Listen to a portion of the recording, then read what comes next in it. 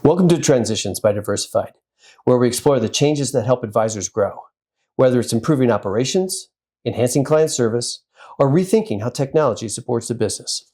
Today, we're joined by Ashley Howard, a senior paraplanner at Diversified, to talk about how paraplanners can create efficiencies, build better client relationships, and help you grow your business. We'll dive into her role supporting her team and share success stories. So let's get started. So first of all, welcome, Ashley. Thanks for joining us today. Thanks for having me. So let's get started by sharing your background, kind of like what led you to become a paraplanner, how you got into this role, and who you support, everything like that. Yeah, sure. So I came to Diversified from a software support and client services world. I started here about 8 years ago as an administrative assistant. And 4 years ago, David Levy approached me about becoming a paraplanner. And I was very excited about it because I wanted to get to know the clients more and see more of the end result of the work that we do. So I know we have a bunch of things to talk about, but tell me a little bit about some designations that you've gotten and how you got the training to get there. Sure. So I have the Financial Paraplanner Qualified Professional Designation, or FPQP, and you go through a variety of different educational units to obtain the designation, and then there's continuing education credits that go along with that. Great. So for advisors who haven't had a paraplanner before or used that type of support, what do you think surprises them the most about the role and what you bring to the table today? Clients really appreciate it. Advisors are used to being the sole person that the client goes to for anything that they might need, whether that's, a password reset or large transactions, right? So paraplanners add that extra team support. So that if the advisor's on vacation or they're in a meeting, clients have someone to go to that knows their situation and their accountant is familiar with them. Great. So you're like that extra set of ears in the room, right? And that extra personality. So that teamwork, that approach, it makes them feel more comfortable that more than one person is just looking out for them, right? Exactly. Great. So I know you're heavily involved in the planning, right? So what does an excellent plan look like to you? Yeah, I think an excellent plan is really a plan that goes through an entire deep dive into the client's life and is very detailed and thorough, but also takes into account the client's style and their preferences and their goals. Okay. Well, and when I think about the excellent plan, it's taking into consideration the goals, putting together all the paperwork, the all the thought that goes into it. But how do you make it technically sound, but yet easy to understand? That's hard because there is a lot of detail that goes into it. Yeah. I think what it comes back to is having a story. So you can have a very detailed cash flow report and a model, but that doesn't resonate with everyone. You have to have a story to go along with it that they can follow. For instance, like a detailed assumptions page, while it might be detailed, it tells the story of their life from their goals to their incomes to future purchases, things like that. So you kind of building that relationship by repeating back to the story that they had, then and putting it into a kind of a bigger picture first before it gets into that so they can understand it. Great. And then in your relationship with David and the clients and everybody in the room, how active are you in that explaining that story or repeating that story back? So like you said before, I'm kind of just another set of eyes and ears. So I chime in when maybe there are things that particularly mean something to a client that are, a big goal, like paying for a child's wedding, things like that. I kind of add a personal touch that isn't necessarily a technical touch, but it's just another team member, hearing them, building the relationship. So can you give me an example of a time where you've kind of helped shape that conversation to maybe I'm not going to say a better outcome, but maybe a better conversation that you had with a client? Yeah, sure. So, there have been a variety of times where that has happened, but I think honestly, it comes down to, just listening to them, right? And so there have been times where, for instance, maybe we're talking about their pension, right? And pensions are complicated benefits that people have. And sometimes the perspective that the client has, in this case, this client it was a very emotional perspective.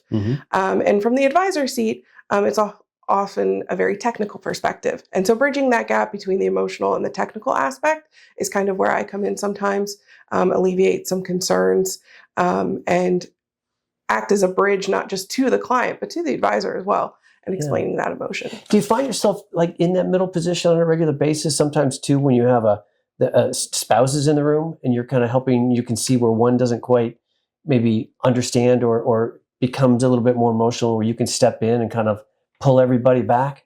Yeah, so David always leads the conversation, Sure, of but course. especially with couples, I find that there's usually one spouse that just wants a sort of human reaction Yeah. to their side of the story, and that's kind of where I come in. It's not necessarily a conversation that I step into, but just providing that extra bit of eye contact Yeah.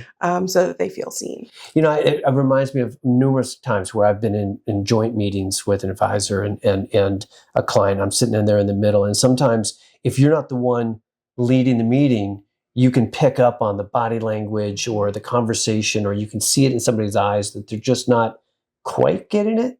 And you can step in because you're not trying to think about that next thing to say or that next planning point that you want to talk. So it's a great opportunity to kind of be that second person and to provide that bridge, that gap. So, you're doing a lot of the plans, right? You're creating the plans, you're working with David, you're working with the team, you're coming through. What are some of the gaps or mistakes that you see happening before you get to refine them? When you're doing it by yourself all the time, there's an opportunity to make a mistake. When you're doing it as part of a team, there's an opportunity to kind of fix those. What are some of the things that you see, maybe let's just say individual planners doing before they work on a team? Yeah. I think it comes down to expenses that are out of the norm. Okay. I think every advisor knows that a small change in expenses can have a massive impact on the plan. So things like a one-time car purchase or paying for a child's wedding or a one-time roof replacement 20 years in the future isn't necessarily something that they think of right in the moment, but can have a big impact on the plan. Makes absolutely perfect sense. So I'm going to shift the conversation a little bit because, the theme of these conversations have all been around transitions. And typically the transitions that we've seen, especially at Diversified, is a single office with one planner, maybe two, a little bit of support staff, people that have not necessarily had a large scale organization that can provide the type of support that a Diversified does for their advisors. When you think about the advisor, the partnership with the paraplanner, there are some common misconceptions. There's some common fears. So, what makes the best advisor paraplanner partnership work? Yeah, I think it comes down to communication, and I think that's true for every partnership in any field, because without that communication, you each become an island. And no one wants that. That's not how a relationship grows. But I think if you can have the communication, you can develop the trust. Mm-hmm. And that trust, I've seen in my role, builds into an intuition. And that intuition becomes invaluable when working together because a paraplanner can anticipate the needs of an advisor. Yeah. And it makes the advisor not feel so alone.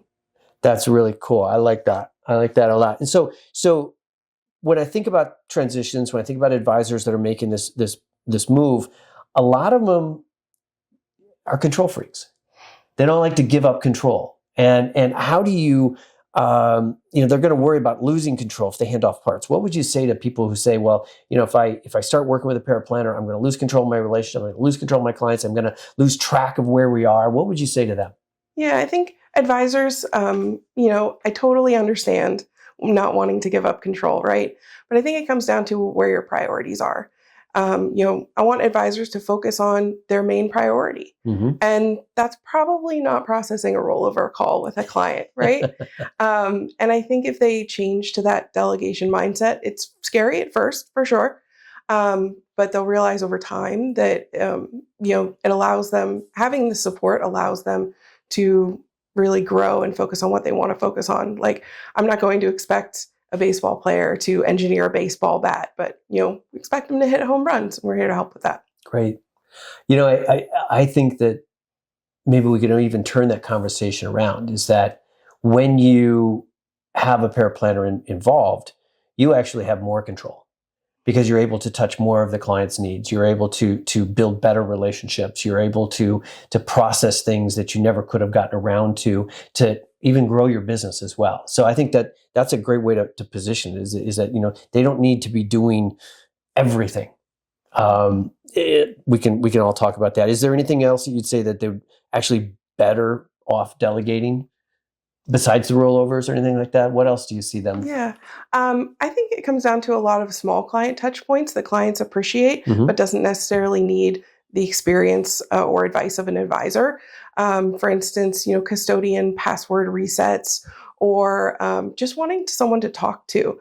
Because I think that's pretty common. They need a distribution, but they want to talk about what happened. Maybe they had mold in their house that needs remediation and they just want someone in their life who knows their situation, but isn't necessarily in their close circle to hear them.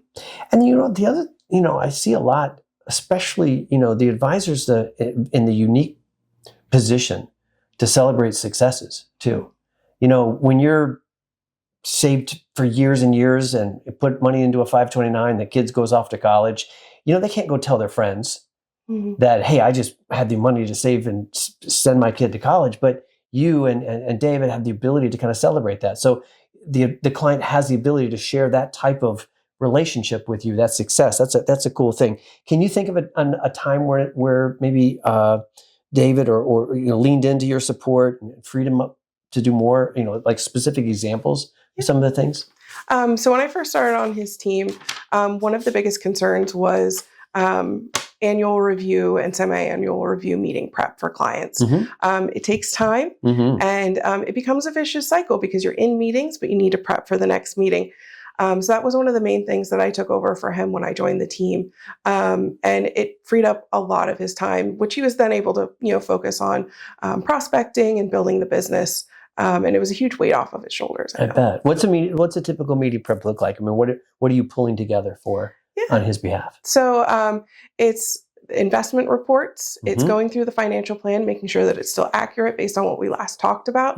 Notes, looking for, life events, their preferences, what's been going on with them, any updates that they sent in advance, looking through that, and just kind of tying everything together so that when we do meet, the model's accurate, the conversation's relevant, and that we're able to celebrate those big milestones. And how much time does he take preparing for that meeting versus how much time you take? Yeah, at this point, I would say probably takes, a couple minutes to just refamiliarize himself with the plan and the notes. He'll read through the notes.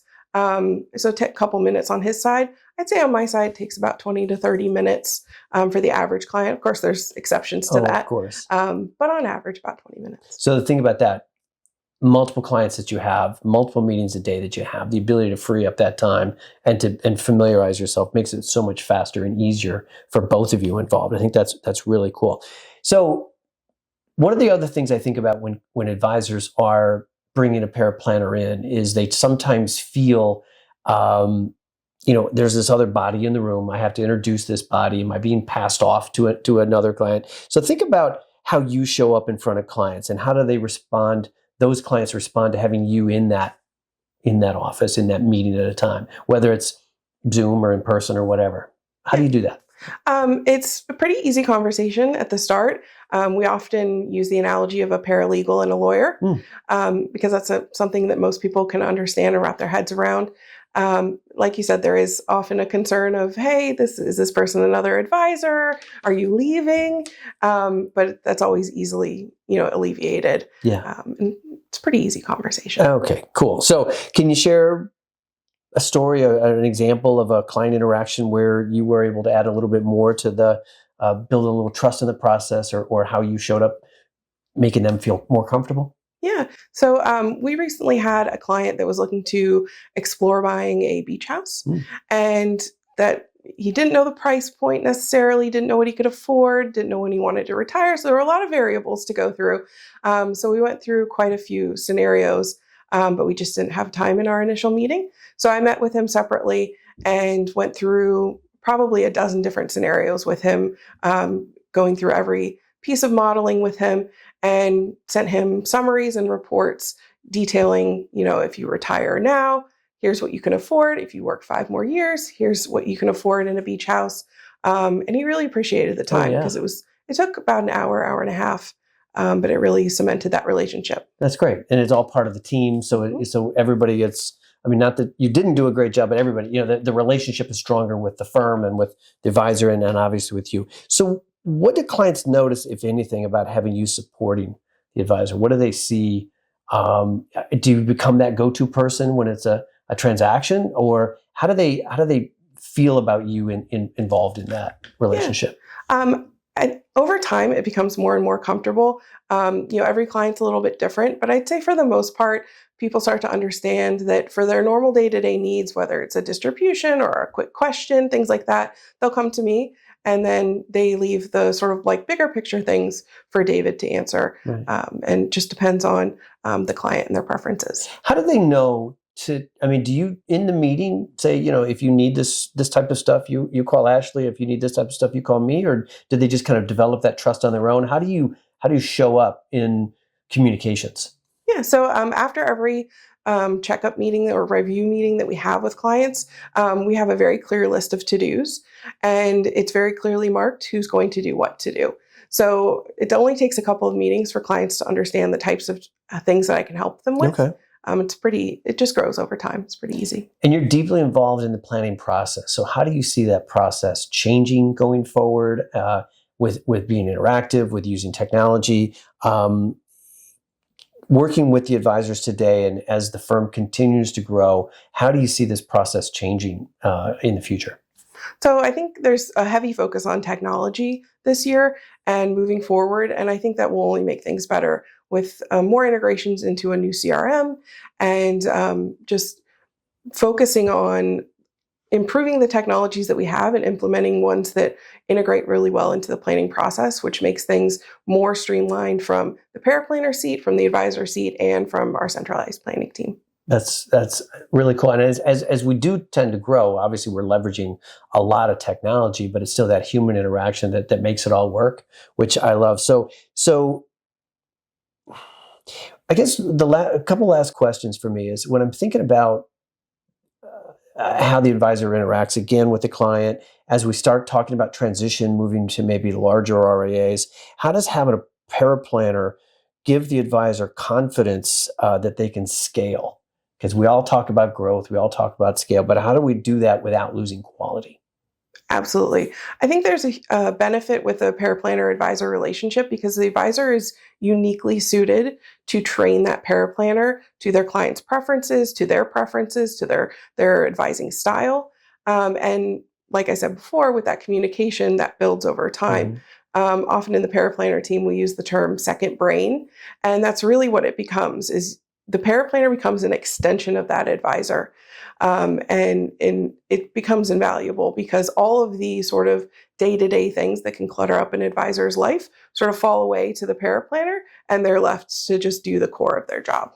I love that. Second brain. I said second set of ears, but it's great because you now have that ability to really shape and build that plan based on what the client said, with both of you working on it rather than just one. So let's wrap this up. So if you could sum up your approach to planning, how you view planning, how David views planning, because you said you are second brain.